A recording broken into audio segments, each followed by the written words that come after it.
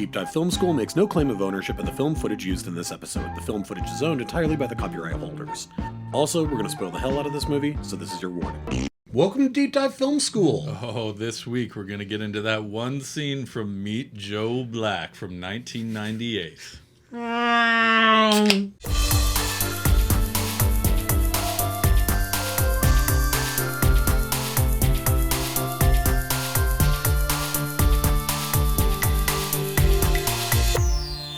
All right, everybody, I am Adam Sherlock. And I'm Adam Palcher. And if you like what you see /hear, please like and subscribe. You can find us in all the spaces and places that people what? Find good media, Sherlock. That is right. We have festivals. We have 101s. Every other week, we do a scene review.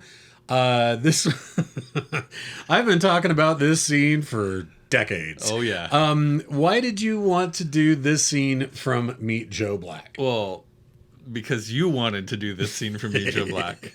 But I do think it's a worthy scene to talk about, not only by its extremely abrupt and graphic ending, but you know, I actually am a champion of this movie. I know, you really like this movie. I do. Yeah. And you know what? Like, I think you strip away cast, whatever, Brad Pitt, all that stuff. Yes, it's 3 hours of beautiful people staring at each other or whatever. Yes. But you strip all of that away. This is loosely based on a 1934 film, Death Takes a Holiday. Right. Which essentially is, to me, an extremely high-level concept of, you know, that you can play with fantasy in reality. And it really shows you the duality of death. And then you have someone like Anthony Hopkins, who is that man who's struggling, who is this Logan Roy type of guy. Oh, yeah, for sure. And, you know, basically, but nicer. But, you know, he has his family running around him, doing everything. The only difference is he loves his children. Like, that's really the only difference. He's so horrible to his kids. Yeah. But just having, you know, okay, you're seen as someone who has this high value, like what your life is the best anyone's life could possibly be. You literally have people flying you places, doing all of these things, like right. So you know, death, also thinking about death as just a job, like, and he just needs a holiday away from it, and in that holiday he falls in love, and so he questions death, and so there's just a lot of duality things throughout it. And yes, Brad Pitt does a Jamaican accent and all of that stuff, and patois. Between is that what it is? But yes, it is. But can we cut to it for just a second? Bring your flowers and allies getting aggravation. Thank you for letting me do that. Outside, mama. Yeah. Outside of that scene, it's sad because that character is actually super important for his evolution of the character. It could have easily just been Sally Field or something, but it wasn't. But unfortunately, it wasn't. But outside of that scene and just that whole part of it, the rest of the movie, I truly think is a wonderful film. Now, it is also directed by Martin Brest, who has done Son of a Woman, Beverly Hills Cop, Midnight Run. Yeah. Like, those are three great movies. He also did Julie, though. So, I mean, so there's that. But what I'm saying is, they can't all be winners. Yeah, exactly. But what I'm saying, like, that combination to me, like, I know it's a long, drawn-out movie and probably could be half an hour shorter, but every time I watch it, I get drawn into it. Well, and I love all valid points. Thank you. All valid points. Sorry, I totally agree. Went on a rant there. Well, I also don't think that it's a bad movie. I poke fun at this because there's some stuff in it that's super easy to poke fun at. But I love the early sort of inner monologue-y conversations before Death shows up in Brad Pitt's body. His own voice, yeah. Which, first of all, come on, Death, you won the fucking lottery there, because let me tell you something. 90s Brad Pitt is a fucking smoke show, right? Yeah. I mean, my God. You throwing blonde Brad Pitt? Oh, come my on. God, man. I'm just rock hard talking about Claire Forlani is no slouch either. Oh, she's adorable here. Absolutely. But I think sometimes you forget how stunning Brad Pitt was during his heyday. Yeah. So for Death to be like, I need a body. It's like Gucci loafers right there, man. But before he doesn't take a holiday very often. Yeah, he doesn't. So when you're going to, if you have a Brad Pitt meat car to drive around for a week, fuck yes, do it. Cart. But But what I was going to say is before he shows up in Brad Pitt's body, and it's just this voice that's actually also Anthony Hopkins' No, voice. that's what I said earlier. Which is really cool. Yeah, it's great that effects. And that what it's doing is it's calling him out, being like, I've been waiting for this. I've been waiting for you to try and make a deal. Like, I've been watching you, and I knew this was coming, and I've been waiting for you to try and buy me out or make a deal or do whatever it is you're going to do. And he's kind of mocking him in that way. And I that stuff's really fascinating to me. And the fantasy stuff never gets like, I mean, honestly, it's him doing that accent is as far as fantasy really goes. I mean, other than him bringing back, spoiler alert, the real Brad Pitt at the end of what we see into the scene that we're talking about today, which is kind of their meet cute. Yeah. Oh, right. Fully a meet cute. Right. I mean, it is the most meet cute that has ever meatiest cute we've ever seen. Meatiest cute ever. But yeah, he's on the phone with his sister, but we don't know it's a sister yet. And then it's like, once they start talking, and he's fumbling around with his coffee cup because he's new in town, you know. It's I mean, the most charming fucking guy you've ever met, and then he goes somehow single, somehow just totally single. Well, and just goes around parading what how well he would treat his wife and all of this stuff. So it's actually really cute and honest and believable conversation because Brad Pitt is a good actor, totally. But you know the whole part around the meet cute and just the whole conversation she has before this with her father. This is about 10 minutes into the movie, and they're in the helicopter, and he talks about do you love Drew, the guy she's maybe going to get engaged to. I think that's all that actor does is play those roles of the guy who gets dumped. He's a good weasel. He's always the guy who gets dumped for a Brad Pitt character, right? He's like, oh, I know a guy. Yeah, no, we've got him. But, he doesn't see the spark in her eyes around him, and that's what he wants for her, right? And so... And literally refers to the phrase lightning striking. If lightning struck. Exactly. Yeah. So, they have this great conversation. We, normally when we review scenes and there's a scene cut in the middle... we kind of take it out and because it takes away from the scene, but it's actually super important inside of the scene right now. Of how she's feeling, what he's going through, what's about to happen. And it's basically him back in his office, like clinch, having a heart attack or a stroke to some degree that death is closer. Death is getting closer. Right? And this is where death starts to kind of taunt him and is literally like... So we kind of go away from that scene and come back to them in the shop, and he goes into like, why wouldn't you provide for your woman? She provides for you. Every woman's dream. Seriously, just everything. A man like that looks like that wants to commit to me. Oh no. Well, I mean, I'll get a job saving puppies, but if it doesn't provide enough for my wife, like I'll go get a worse job. It's just and you're like. Okay. What's the?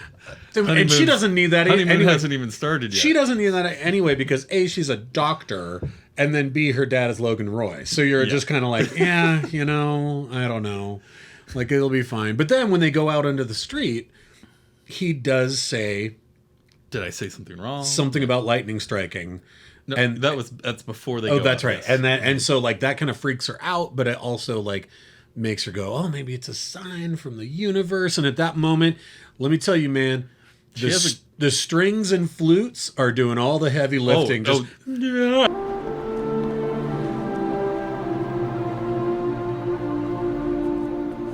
It's like so inspirational. No, yeah. Starts to just I think it's a Thomas Newman score, maybe. Sure, or something like that. But I could be wrong about that. But anyways, I think it's a Randy Newman score. No, I don't think He's so. He's gonna get hit back. A little foreshadowing. Oh fuck, that's scary. Sorry, that was a fucking cheap joke. I'm sorry. Yeah. I totally lost my train of thought. Sorry. Anyway, the score, yes, is swelling up. They go outside, and I definitely noticed it because I was like, okay, they're ramping it up. They keep doing the back and forth. I do love her answer though. She's like, everything you said was so right that it's like it's scary. It's scary. How much we're connected right now. And so, but they have absolutely the worst timing of looking back at each other.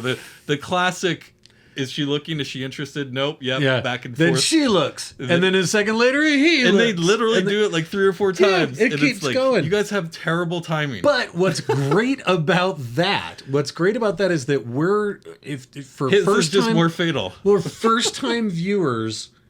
Yes. You're waiting for them to finally lock eyes because you don't know what's going to happen. And this is why we're doing them. And so when he finally turns back the last time, first of all, Brad, you're in the middle, you're jaywalking, and then you've stopped in the New York. middle of the fucking street. in New York City. You've stopped. You've completely stopped. What are you doing? And he does that final look back and just his sheepish, like, geez, man, I Well, sure he kind hope of zones meets out, and her then kind again. of they fake you out thinking he's gonna get hit, and you're Yeah. like, "Oh shit, dude, get off the street!" And he then takes a step back, and then he gets Bang, bang.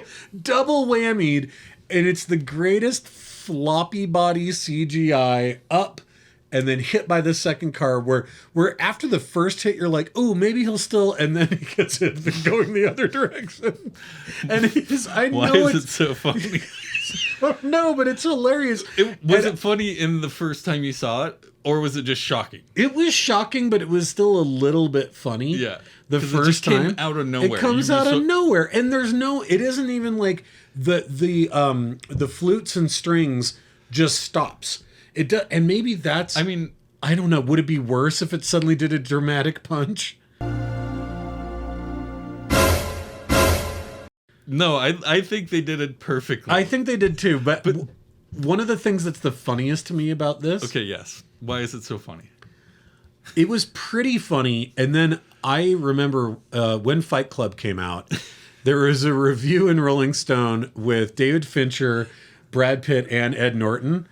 And Brad Pitt was like, Fincher keeps that section of the DVD up in his trailer, and we watch it like every couple of days. He's like, let's go watch Pitt get hit by a car again.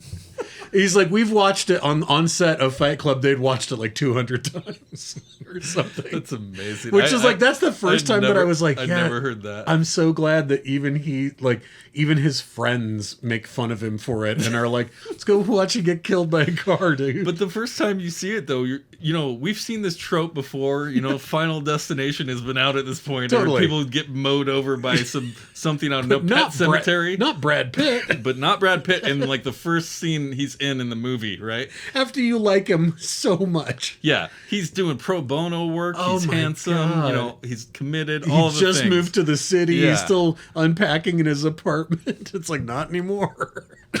Yeah, no, that. I don't know why. I guess because it comes out of nowhere. And before we did the scene, and I was asking you, I was like, are there any other scenes like this in any other movie? Like, it's such a Swing. Yeah. yeah. It's so. I mean, I guess if you're like, I can't remember how Bill Cosby dies in Ghost Dad, but I would imagine it's a similar feeling there. I don't know if they show that in the movie or not. But I think he drowns in his car or something. Like he drives Right. into a river or something. But why like, I fucking know that? Don't ask I mean, me. well, why I brought it up? Don't ask me. But I was trying to think of anything where it's like the premise needs Chevy Chase to now be inside of a dog, right? And so, like, how do you set up the premise? Do you actually film him getting hit by a car? Like, I don't know. Like, It's a huge swing. yeah, the work that it takes to be like, well, now he's a robot or whatever the next step is. So we need to see this thing happen to this actor is definitely like, yeah, it's effective. It totally is. Yeah. I don't know if you noticed this, but in her shot where she keeps looking back and back, like the whole time, there's an ambulance crew With a bunch of paramedics. Yeah, I know. they're And I was like, is that a fake out so that we think he'll end up being okay? So what I gathered, I was just like, oh, was that like behind the scenes something where they're just waiting for this guy to actually get hit? But she's a doctor.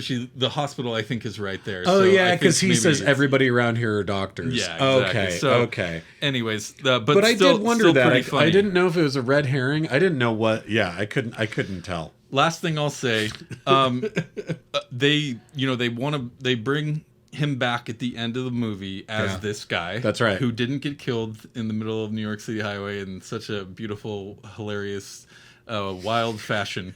And apparently no news crews showed up. Nobody like put his face up on the news, and they were like, this guy got turned into a fucking meat crayon in the middle of this intersection. He just moved to the city, hadn't even unpacked his apartment yet. They've already had his funeral. Yeah. No, I mean, maybe not. It's a week or something into it. But anyways, it had me kind of have a Wall-E moment of like, oh, they're going to all eat each other at the end of Wall-E. I was like, okay, so yeah, this guy was great in that one scene. Yeah. And you brought him back so they could be in love, and hopefully it all works out. Yeah. But like, he said all the right things in that first scene. Yeah. You think he might be playing you a little bit? Like he says this to every beautiful woman? I would love it if there was like like in a Marvel movie, after the credits, there's one last scene and he gets hit by a car again as they're walking away. Because he won't fucking That's the stop deja vu we jaywalking. needed. Yeah. He hasn't That's learned. the final destination thing, is that like, you cheated death once. That's better than him like turning into a creep or something. No, That's way better. He just never understood traffic laws. He came from a small town. All right, we'll end it there. That was as good as I expected it to be. Me Thank too. you very much for listening and watching. Please like and subscribe. Follow us. Comment. Do all the things that YouTube asks you to do. Like, comment, TikTok, Instagram, all the things. Yes. But yeah, next week we're going to end out our Wong Kar-wai Festival with the Grand Master. Yes. Excited for that one. Me too. All right, we'll see you soon. Gonna get hit by a car.